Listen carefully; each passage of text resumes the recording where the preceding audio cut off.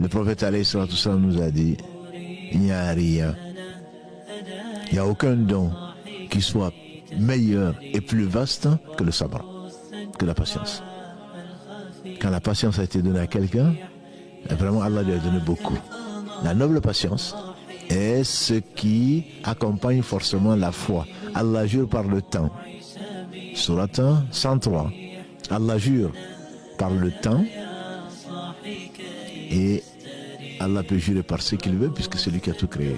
Quant à nous, nous ne pouvons jurer que par l'être suprême, c'est-à-dire Allah.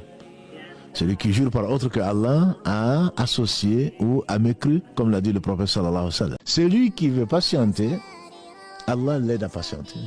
Donc c'est une pratique, ne dis pas moi, je ne vais pas y arriver.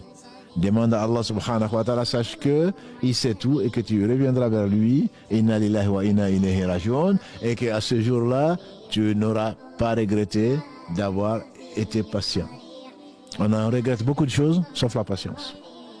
Rarement, mais très rarement, on regrette d'avoir été patient. Et très souvent, et très souvent, on regrette n'avoir pas été patient. Donc Allah subhanahu wa ta'ala nous donne la patience dans tous les domaines, puisque dans tous les actes de la vie, on a besoin de patience. La patience dans son obéissance, la patience devant sa désobéissance, et la patience par rapport à ce qu'il a décrété pour notre bien, même si on ne comprend pas tout. Allah dit, repousse le mal par le bien, et tu verras que ton ennemi invétéré devient un ami intime. Mais à cette position, n'y arrive que celui qui a patienté. N'y arrive que celui qui est d'une grande détermination. Et ça, c'est bien sûr les prophètes, et qu'Allah les bénisse tous, et les gens qui cherchent à les ressembler et qui ont été patients. Combien ils ont été patients. Qu'Allah les bénisse.